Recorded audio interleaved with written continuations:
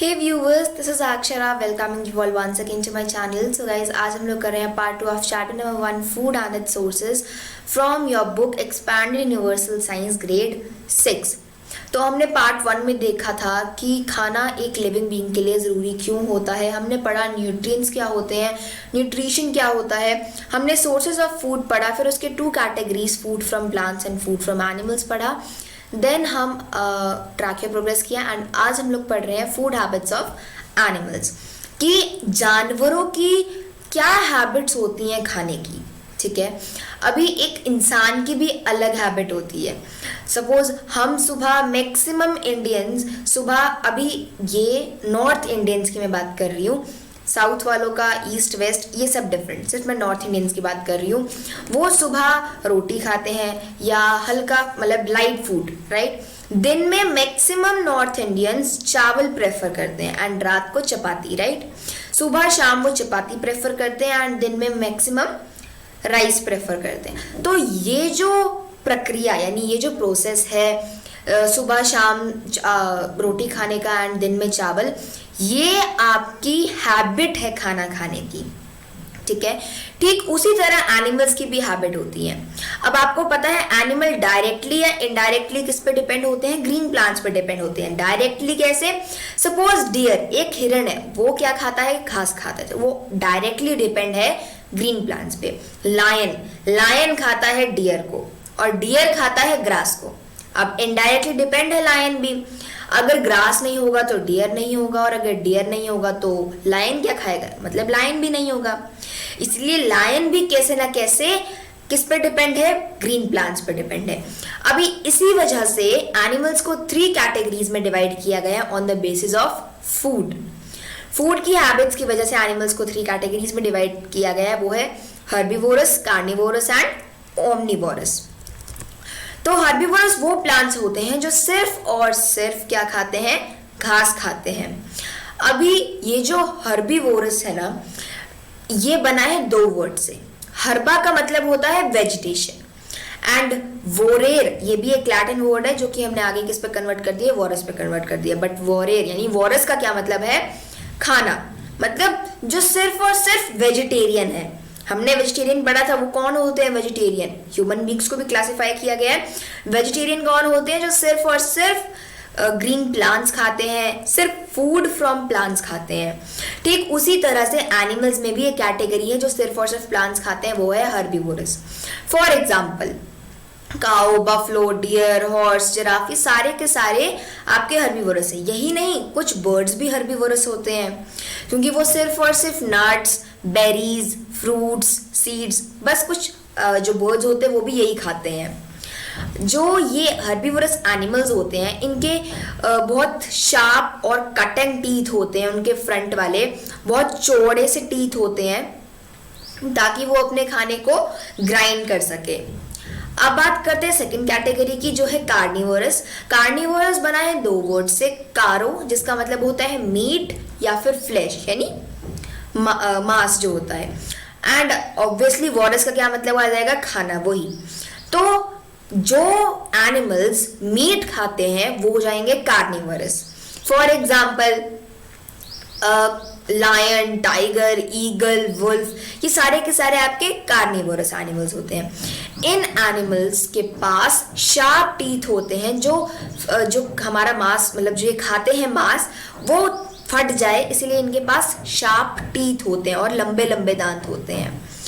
Even कुछ आपको पता है बर्ड्स भी कार्निवोरस होते हैं, उनके पास भी बहुत पॉइंटेड नकीली सी चोंच होती है एंड ताकि इसीलिए क्योंकि वो अपना मांस फाड़ सकें या फिर तोड़ सकें। अब बात करें थर्ड कैटेगरी की तो है ओमनीवोरस।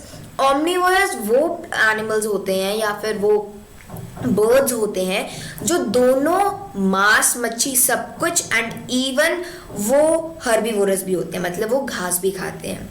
जो ओमनीवोरस होते हैं वो मांस तो खाते ही खाते हैं बट साथ में ग्रीन प्लांट्स भी खाते हैं, यानी दोनों कार्निवोरस और हर्बीवोरस को, जो कार्निवोरस और हर्बीवोरस दोनों खाते हैं वो सब चीज़ें ओमनीवोरस खाते हैं। तो ओमनीवोरस वो होते हैं, सबसे पहले ओमनीवोरस का मतलब समझते हैं। ओमनी अगेन एक लैटिन वर्ड है, इसका मतलब होता है ऑल या फिर सब, एवरीथिंग, ठीक है। ओमनी का मतलब होता है सब, एंड ऑब्वियसली वोरस का क्या मतलब है, खाना, यानी वो सब कुछ खाते हैं। वो घास तो खाते ही खाते हैं, लेकिन साथ साथ मांस भी खाते हैं। फॉर एग्जाम्पल बेयर बहुत अच्छा एग्जाम्पल है, ह्यूमन बींग्स, रकून, क्रोज, ये सारे के सारे ओमनिवोरस हैं। अभी ये किस किस के ऊपर निर्भर रहते हैं खाने पे, प्लांट्स के ऊपर भी और एनिमल्स के ऊपर भी। जो ओमनिवोरस हैं वो सब कुछ खा जाते हैं, ठीक है। अब हम पढ़ते हैं स्कैवेंजर्स के बारे में। अभी जो ओमनिवोर्स होते हैं ना, उनकी कुछ आगे कैटेगरीज होती हैं, स्कैवेंजर्स, डिकम्पोजर्स और पैरासाइट्स। लास्ट पैरा में आप पढ़ सकते हो, in which animals are classified based on their feeding habits. जो ओमनिवोर्स होते हैं ना, वो भी आगे कुछ नॉट ओमनिवोर्स बट इन तीनों के अलावा भी कुछ आगे ऐसी कैटेगरीज होती हैं जिन पे एनिमल्स को हम डिवाइड कर सकते हैं। सिर्फ ओमनिवोर्स की कैटेगरीज नहीं है ये, बट कुछ ओमनिवोर्स एनिमल्स या प्लांट्स, एनिमल्स या बर्ड्स ऐसे हैं जो आगे वाली कैटेगरीज में भी गिने जाते हैं। पढ़ते हैं स्कैवेंजर्स।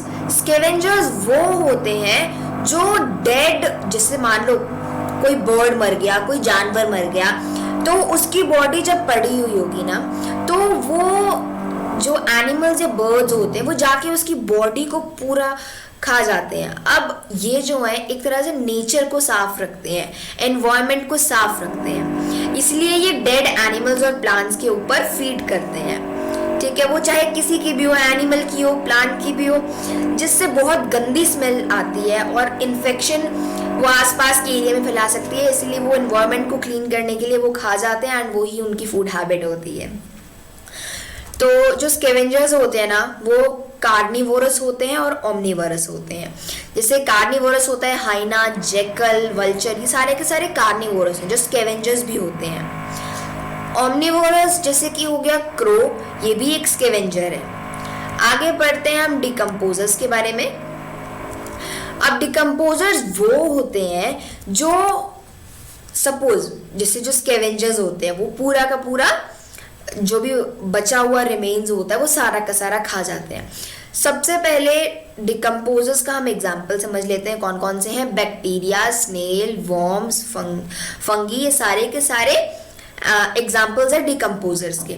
अभी ये वो सब हैं जो ऑर्गेनिक कंपोनेंट को, मतलब जैसे जो डेड प्लांट और एनिमल्स का जो रिमेन्स होता है उसको ये सारा सिंपल सब्सटेंस में कन्वर्ट कर देते हैं ताकि नेचर उनको एब्जॉर्ब कर सके, नेचर उनको वापस रीयूज कर सके।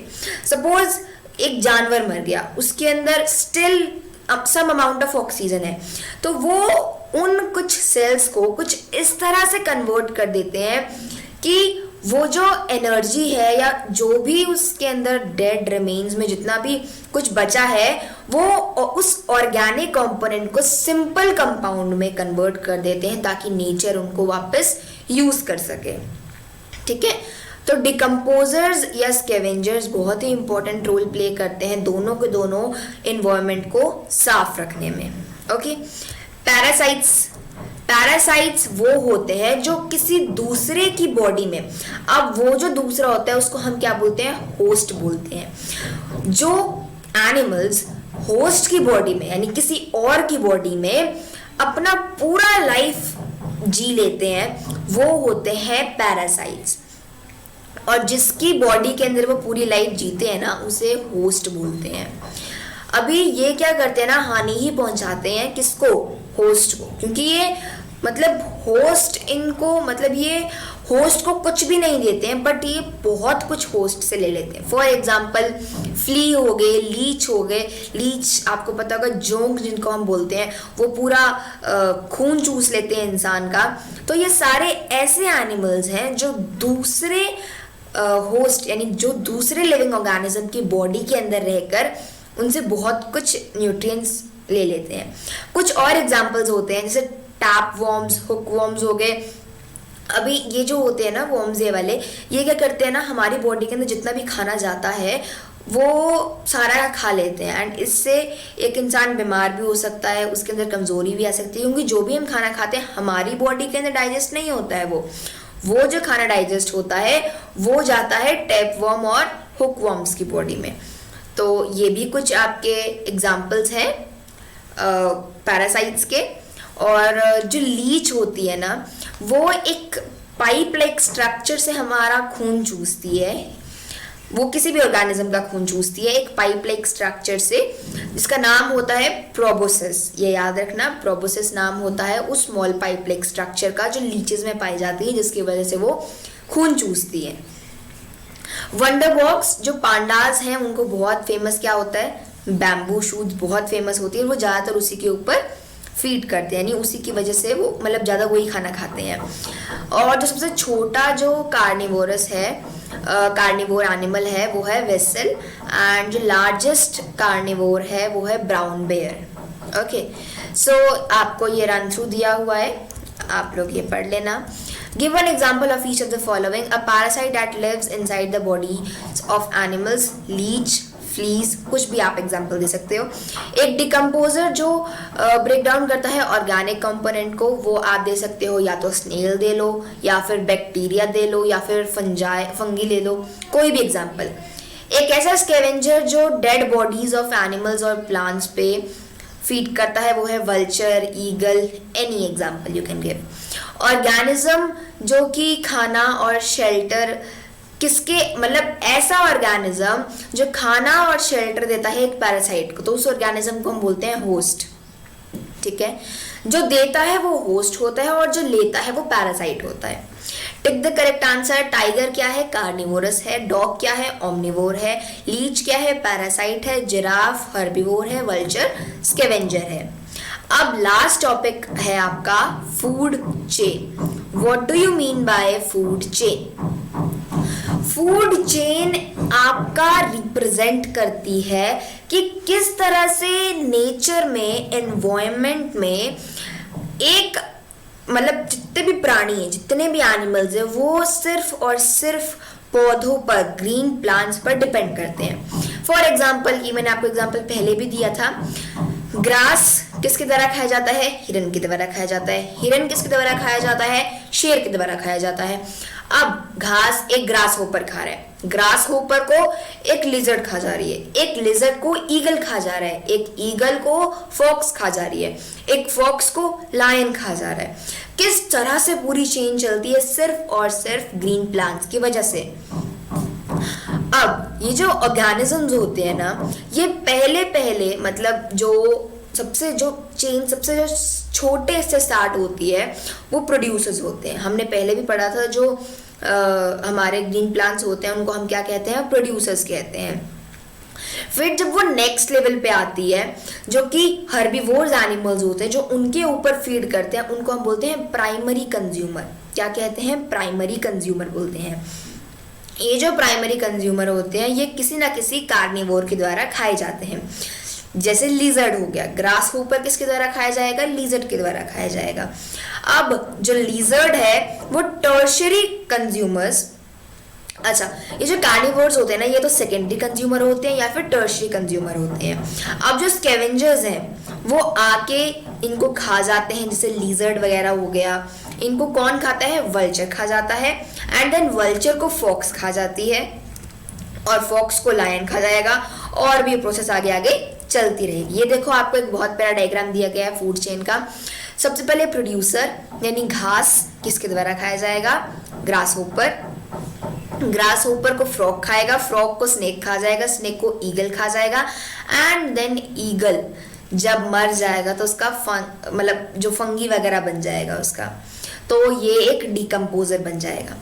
ऐसी बहुत सारी चेन्स हो सकती हैं नेचर में, आप लोग ढूंढना उनको एंड मुझे कमेंट सेक्शंस में बताना कि आपने कौन सी फूड चेन ढूंढी।